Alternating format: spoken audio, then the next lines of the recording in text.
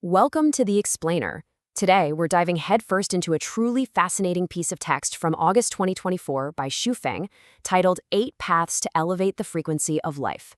Whether you're looking at this as a brilliant philosophical thought experiment or a deep spiritual framework, we are going to break down this entire roadmap of consciousness together. The source material lays out this highly specific blueprint for understanding exactly where we sit in the grand scheme of the universe, and more importantly, how we can supposedly elevate our very state of being. So here is our roadmap for today. We'll start with number 1. What exactly is life frequency? Then 2. The cosmic consciousness scale. 3. Crossing the heavenly threshold. 4. Upgrading your thinking patterns. 5. The highest state of life. And finally, 6. Perceiving frequencies in others. All right, let's jump right into section 1. What is life frequency? Okay, so the absolute crucial point we need to establish right off the bat is that we are looking strictly at the vibrational energy of the soul, which the text defines as your consciousness. We have to completely separate this from the frequency of physical, non-life matter. The author references Dr. Hawkins' really famous scale, the one that maps human emotions from shame down at the bottom all the way up to enlightenment, as a sort of guide to help us grasp a concept that could otherwise be pretty abstract.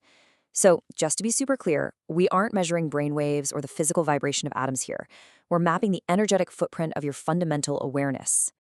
Moving right along to section 2, the cosmic consciousness scale. Now, this is where the sheer scale of the framework gets staggering.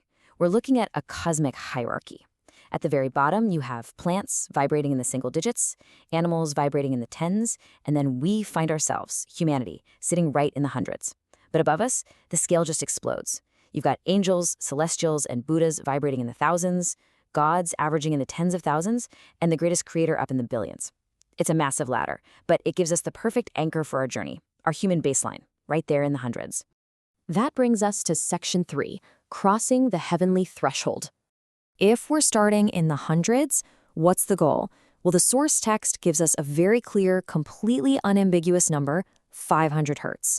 Hitting a life frequency of 500 or above is presented as the absolute baseline requirement. This is the magic threshold that marks you as a heavenly life and actually allows entry into the lowest heavenly state. But it doesn't stop there. Once you cross that initial gate, there's an ongoing progression, because these heavenly realms are tiered. The text points out that reaching 600 hertz unlocks mid-level heaven, but the ultimate goal?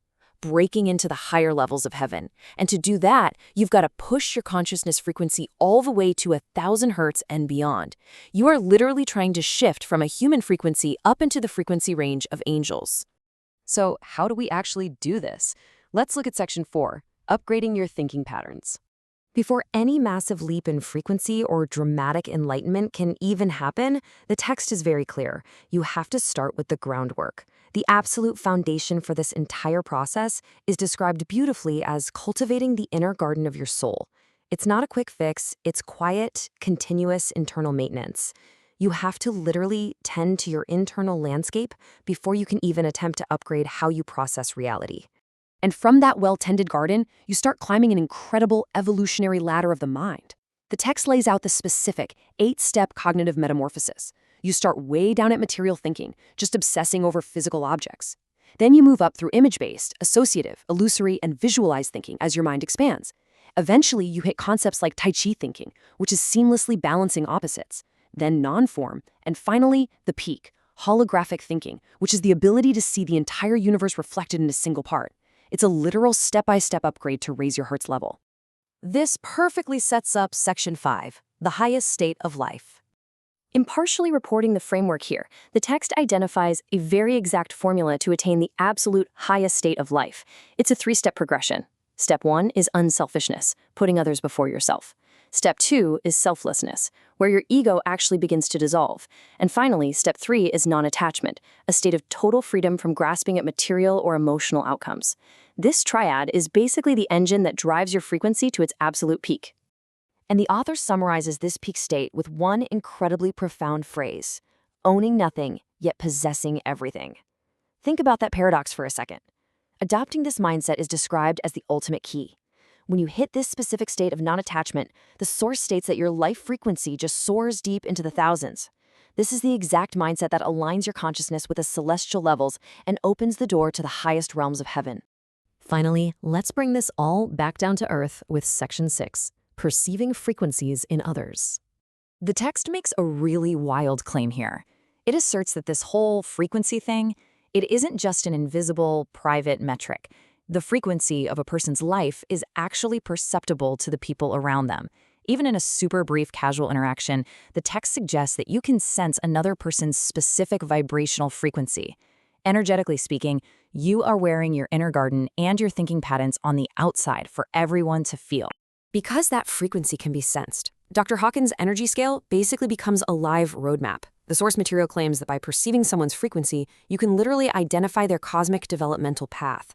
You can sense whether their trajectory is aimed up toward heaven or down toward hell, whether they're locked into continued human reincarnation, or even more intensely, if a really low frequency points to a descent into the animal realm. Your vibration is broadcasting your soul's ultimate destination, loud and clear. So we've climbed the cosmic scale. We've looked at the heavenly thresholds of 500 and 1000 hertz. We've talked about upgrading your thinking and the ultimate paradox of non-attachment.